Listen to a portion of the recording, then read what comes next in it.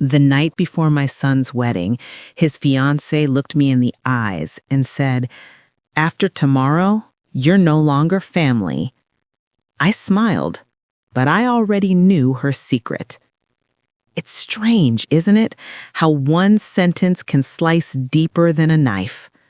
I stood there in the kitchen, holding the scrapbook I'd spent months putting together, pages filled with my son's childhood photos, his first steps, his graduation pictures, the birthday cakes I'd baked with what little I could afford.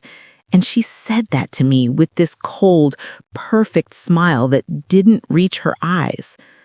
I didn't say anything. I didn't cry. I just nodded like some polite stranger, as if she hadn't just erased me from the family I built with my bare hands.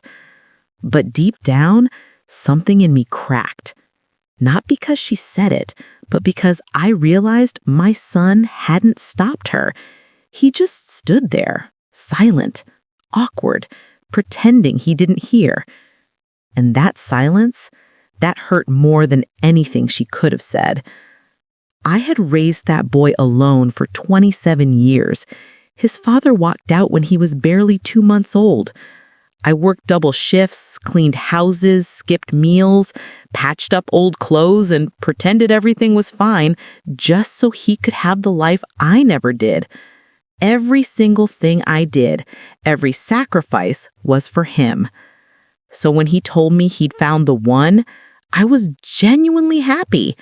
I thought maybe God was finally giving him the love he deserved. I welcomed her into our home like a daughter. I cooked for her, listened to her stories, even gave her my mother's old earrings when they got engaged. I thought we were family. But over time, I started noticing things. Small things like how she'd roll her eyes when I talk about my son's childhood, or how she'd interrupt when he'd try to thank me for something. I brushed it off as nerves or immaturity. She was young, ambitious, focused on her career. I thought maybe she just needed time. Then, as the wedding got closer, she started changing. Suddenly, she didn't want me involved in the planning. She said the venue was too crowded for extra guests, that I didn't need to worry about the decorations, that they had professionals handling everything. She even told me not to wear the dress I'd chosen because it was too old-fashioned. I kept quiet. I told myself I didn't want to cause drama before the wedding. I just wanted my son to be happy. But that night, when she said those words, it was like all those little humiliations finally stacked high enough to break me. After tomorrow, you're no longer family. The way she said it, you'd think I was some stray dog she was politely putting down. I looked at my son one last time before I left their apartment. His face was pale, frozen. He didn't defend me, didn't say a word, just kept staring at the floor like he wished I'd disappear. I went home and sat in silence for hours. The scrapbook was still in my hands. I flipped through the pages.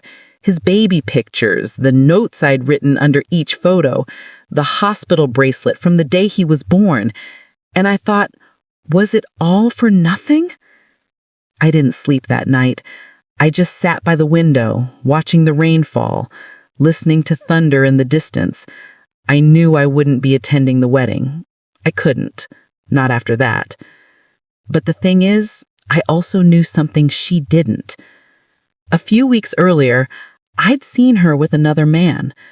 At first, I thought maybe it was a colleague or a friend, but when you've lived long enough, you can tell the difference between friendly laughter and the kind that carries guilt. I saw the way she touched his arm, the way she looked around before they kissed outside that cafe downtown. I didn't say a word. I didn't even tell my son. I just kept it to myself, waiting, hoping maybe it was a mistake. Maybe she'd come clean. But she didn't. Instead, she doubled down, treating me like an inconvenience, pushing me out of the family I helped build. So when she said those words, I smiled. not out of anger, but because I realized she thought she had already won. That night, I took out an old envelope where I'd tucked the photos I'd accidentally taken that day. My hands trembled as I looked at them. I could have destroyed her with one click, but I didn't. Not yet. I wanted to believe my son was smart enough to see the truth on his own. But deep down, I knew love blinds even the best of us. The next morning, I got a text from him. "Mom, please don't make a scene tomorrow. Let's just keep things peaceful, okay?" Peaceful. As if my heartbreak was a threat to his happiness. I didn't reply. I just turned off my phone, made myself a cup of tea, and decided I wasn't going to the wedding. I had given him everything I had. If he wanted to throw me away, I wasn't going to beg to stay. But still, I couldn't stop thinking about it. The ceremony, the guests, the fake smiles, the lies. It felt wrong to let him walk into something built on deceit. But I told myself, he's an adult now. He made his choice. Then, around noon, my doorbell rang. It was my neighbor, Mrs. Green. She was clutching her phone, shaking. "Have you seen this?" she asked, showing me a message that was already going viral in our local community group chat. It was a series of photos, my son's fiancée kissing the same man I had seen weeks earlier, but these photos were recent, time-stamped. Someone had exposed her. My heart stopped. I didn't know who sent them or why, but suddenly the entire town was buzzing. By evening, the news had reached the wedding venue. Guests were whispering, the groom's friends were checking their phones, and my son was apparently standing there, stunned, reading everything in disbelief. I wasn't there to see it, but a friend who worked at the hotel texted me, "It's chaos here. The wedding might be off." I didn't smile. I didn't celebrate. I just sat quietly, staring at the rain outside, the same rain that had fallen the night before. All I could think was, she tried to erase me, but the truth erased her instead. Still, I couldn't shake the sadness. I didn't want revenge like this, not through gossip or humiliation. I wanted my son to learn, to see what love really means, and to finally understand who had always been there for him. But fate had its own plans. Because that night, after everything blew up, my phone rang. It was my son. His voice was shaky, broken. "Mom, can I come home?" And that's when the real story began. When I opened the door that night, I barely recognized him. My son looked like a ghost, pale, hollow-eyed, clutching this phone like it was a grenade that had already gone off in his hand. His tux jacket was wrinkled, his hair was messy, and his voice cracked when he spoke. "He cheated on me, Mom, with her boss. The pictures are everywhere." I didn't say, "I told you so." I didn't say, "I knew." I just wrapped my arms around him like I had when he was a little boy with scraped knees and said, "It's okay, baby. You're home now." He broke down right there on my doorstep. Not the kind of crying you do when you're sad, but the kind that comes from realizing everything you believed in was a lie. He kept apologizing over and over for how he treated me, for what he didn't see, for letting her talk to me the way she did. I just held him and said, "We'll get through this, one way or another." The next few days were a blur. The story exploded online. Someone from the wedding leaked everything. The canceled ceremony, the affair photos, even screenshots of her messages to that man. The media twisted it, like they always do. Some headlines called my son the heartbroken groom, Others called him the man who left his bride at the altar. But soon, the narrative began to change, and not in our favor. Posts started appearing online claiming I had ruined the wedding, that I was jealous of the fiancé, that I couldn't let go of my son, that I had planted the photos to stop the marriage. I was shocked. People who didn't even know us were calling me names: toxic mom, control freak, bitter widow. I thought it would die down, but it only got worse. Her family, especially her mother, started doing interviews. On one talk show, she said, "His mother never accepted my daughter. She hated her from day one. She couldn't stand that another woman would have influence over her son." Imagine sitting in your living room, watching your own name being dragged on TV by people who once smiled at you during dinner. My son was furious. He wanted to sue them for defamation, but I told him to wait. "We need proof," I said. "Let them talk for now. The truth always leaks through the cracks." That week, something strange happened. I started getting anonymous emails. The first one said, "They're trying to set you up. Don't trust anything her family says." I ignored it first. Probably a troll, I thought. But then another one came, this time with attachments, documents, screenshots, financial statements, things that didn't make sense at first. But when I looked closely, my stomach turned. They were from her fiancé's family business, and it wasn't pretty. Her family was drowning in debt. Loans, unpaid taxes, lawsuits, you name it. Their company was about to collapse. And guess what? They had a prenup ready for my son, one that would have given them access to his inheritance and assets under the guise of a merger. That's when I realized the whole thing wasn't just a failed love story. It was a setup. They wanted my son's name, his savings, his credibility, everything. My son worked in tech and had built a small but successful startup. He wasn't rich, but he had something valuable, potential, the kind of future greedy people love to sink their teeth into. Suddenly, everything started to click. The rush to get married, the constant pressure to keep me away, the secrecy around the prenup. They didn't want a marriage. They wanted ownership. I remember sitting at the dining table late that night, the house quiet except for the hum of the fridge, staring at those papers. My hands were shaking, not with fear this time, but anger. They had tried to destroy me publicly, when the truth was they were the predators all along. I showed the documents to my son the next morning. He was speechless. He said, "She said it was just a standard prenup." I said, "Does this look standard to you? They were planning to take everything the moment you signed it." He sat there for a long time, silent. Then he looked up at me with red eyes and said, "They tried to ruin you, Mom. Let's ruin them instead." And that was the moment the mother in me, the quiet, forgiving, endlessly patient woman, died.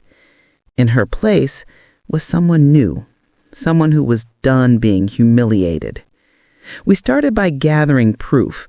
I contacted an old friend, Lisa, who worked in legal research. She helped me trace company filings, social media trails, even private accounts that linked their business to shady investors. The more we uncovered, the uglier it got. They weren't just broke.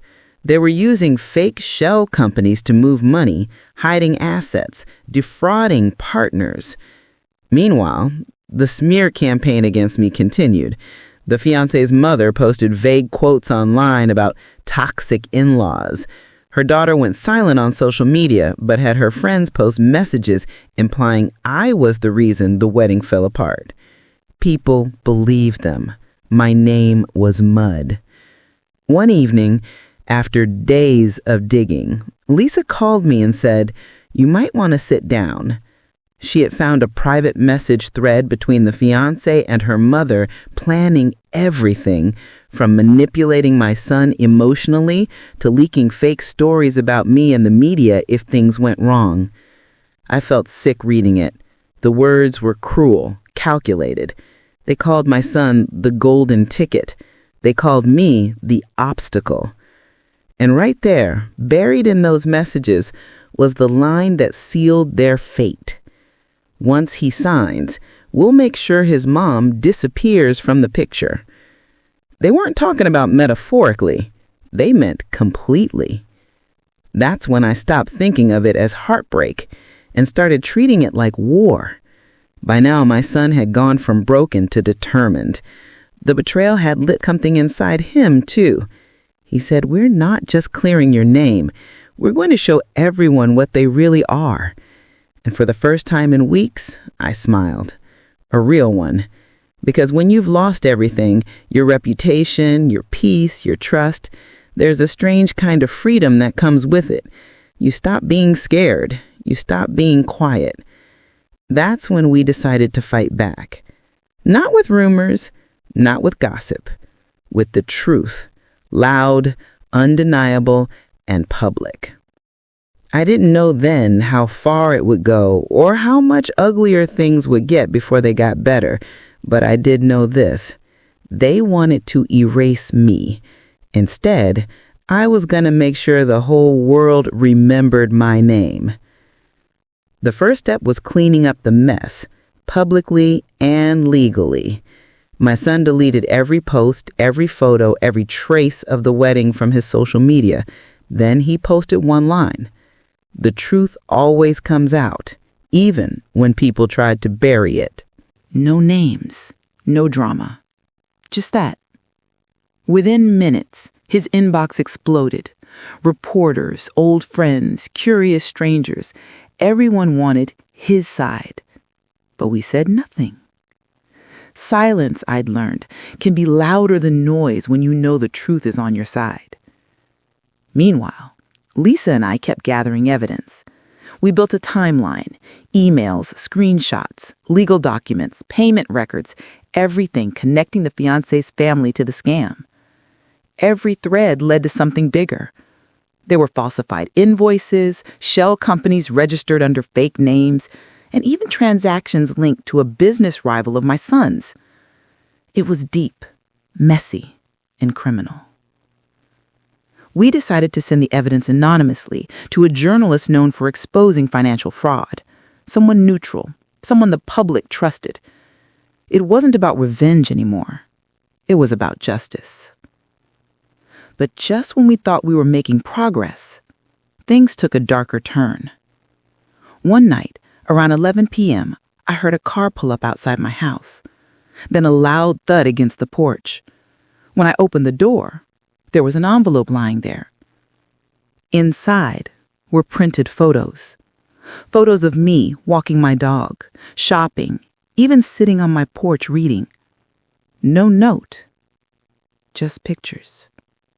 Someone was watching me. My hands were shaking when I showed them to my son. He wanted to call the police right away, but I told him that's what they want. They want to scare us into backing off. The next day, an anonymous number texted him, "Keep quiet or we'll ruin her completely." We both knew who it was from. It's funny. Fear feels different when you've already lost everything. You stop trembling, you stop hiding, you start thinking, strategizing. So instead of panicking, I started documenting everything, the photos, the messages, the license plate numbers of every car that slowed near my house. Lisa helped us connect with a cybersecurity friend who traced the messages. They were coming from a burner phone registered under the name of a private investigator, one who, coincidentally, worked for the fiancé's family's law firm. That was the confirmation we needed. They weren't just defending themselves. They were trying to intimidate us into silence. It didn't work. If anything, it lit the fire hotter. We went to the police, not to report threats, but to file a case of harassment and blackmail. We handed them the photos, the texts, the business documents. The officer who took the report looked at me and said, "Ma'am, you've got quite the paper trail here." I said, "Good, because I'm not going away quietly." At the same time, the journalist we'd contacted reached out. He'd verified our documents and was ready to publish. But he wanted one thing first: a recorded statement from me, the so-called jealous mother the media had painted as the villain.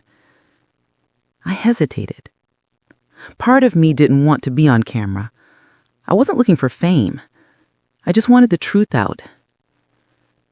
But another part of me, the part that had been humiliated, silenced, and called crazy, needed to speak.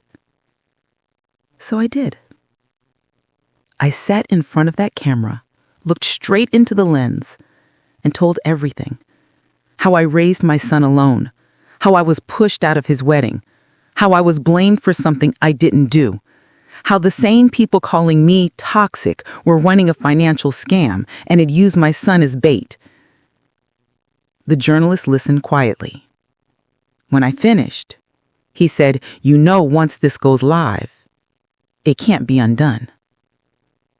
I said, "Good. I don't want it undone." 3 days later, the story dropped. The headline read, "Behind the canceled wedding, the hidden scandal of the fiancé's family empire." The article went viral. Within hours, their company's shares plummeted. Sponsors withdrew. Former employees came forward with more evidence. The internet turned fast, one moment calling me the villain, the next moment calling me the hero. I didn't celebrate. I didn't gloat. I just sat in my kitchen, sipping my tea, watching the news like it was some movie I never expected to star in.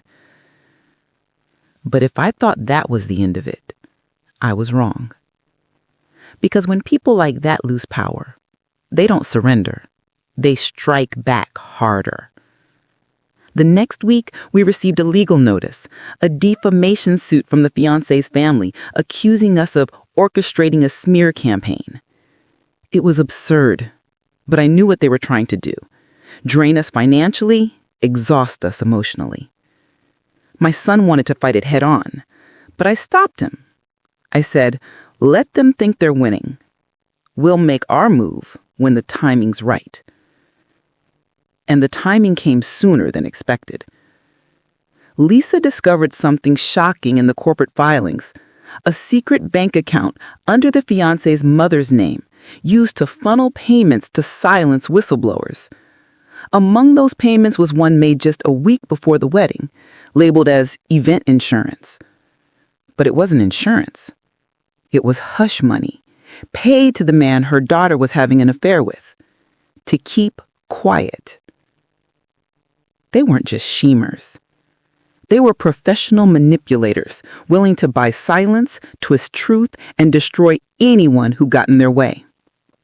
That was when I realized this wasn't just about revenge. It was about making sure no one else fell into their trap. So while their lawyers tried to bury us in paperwork, I quietly sent that new evidence to the Financial Crimes Unit, along with every document, message, and receipt we had collected since day one. And then I waited. Days turned into weeks. My son was rebuilding his life, getting back into work, trying to move forward. But I could tell the wound was still fresh. One night he said, "I feel like my whole future was just a lie." I said, "Sometimes, son, God lets people betray us not to break us, but to teach us who we really are."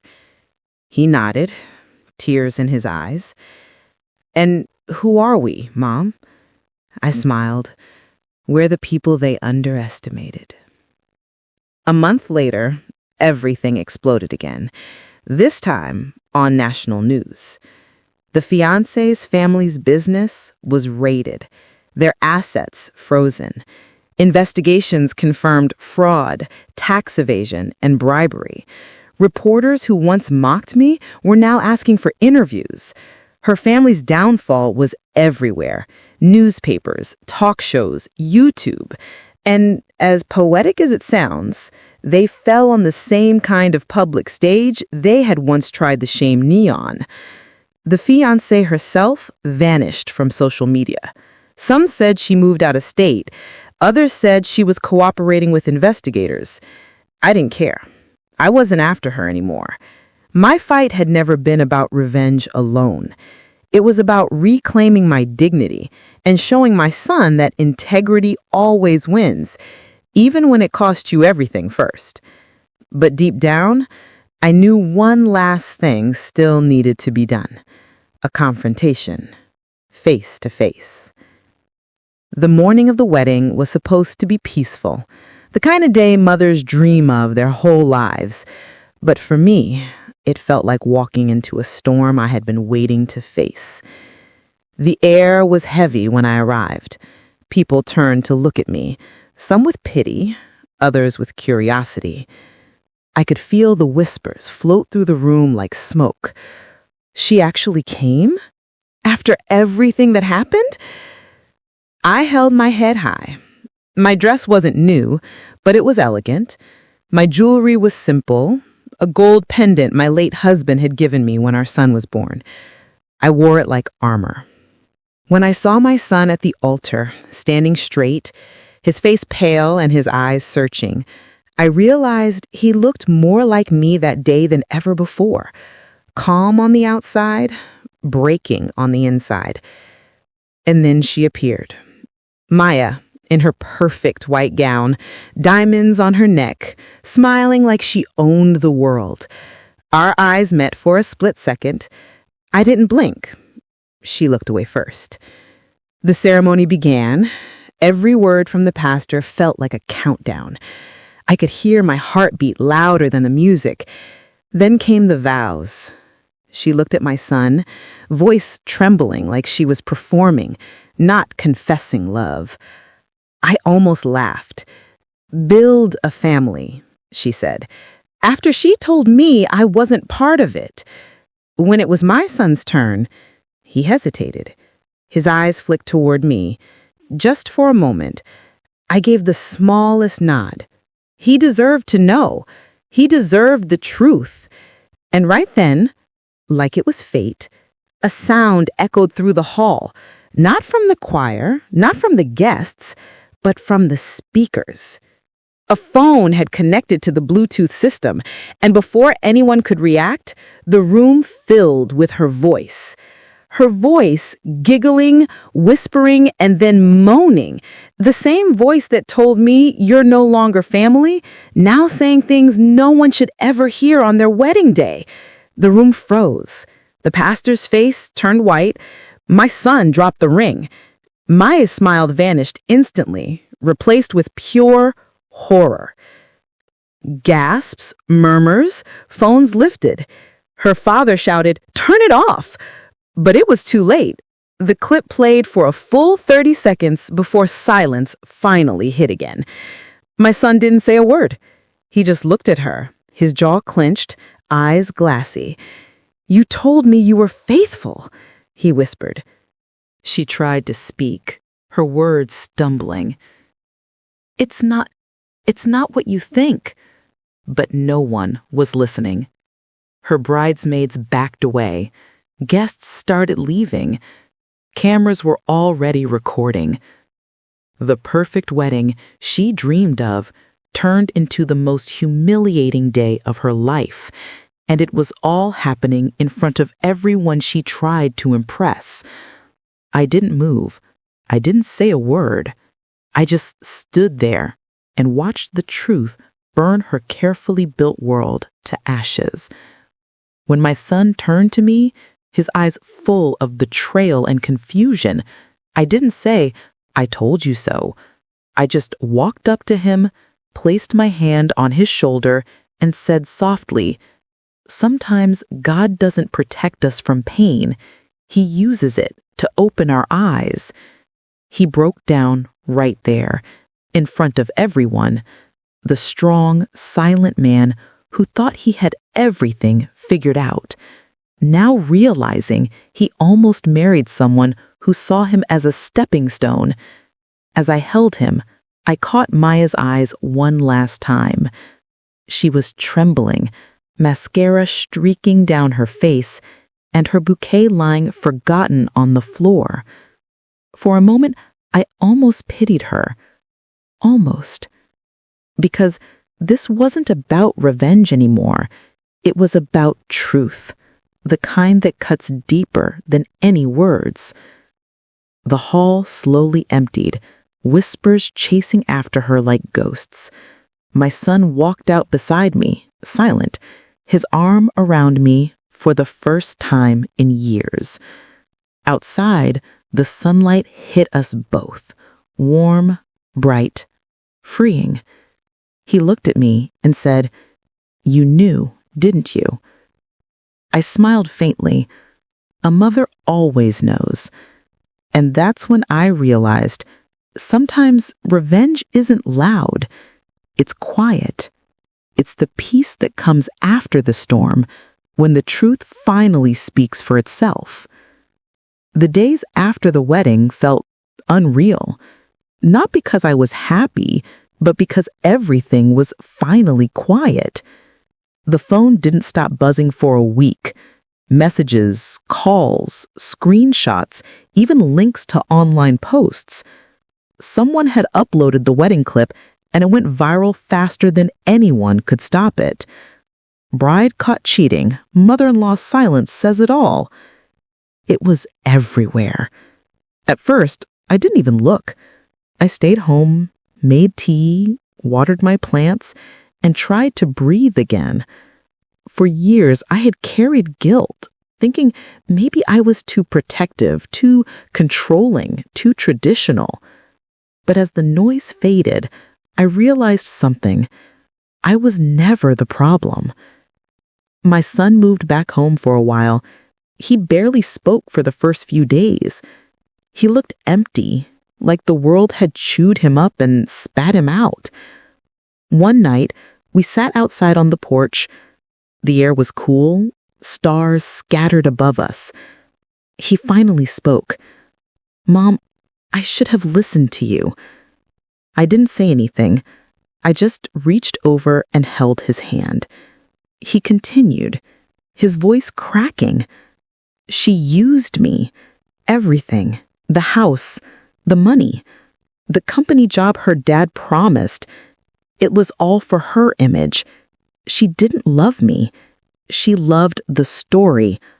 I turned to him and said, "Sometimes love isn't blind, son. It's just trusting the wrong eyes." He let out a sad laugh. For the first time in months, I saw the little boy I raised, the one who believed in honesty and hard work, not appearances and wealth. A few weeks later, Maya tried calling him. He didn't answer.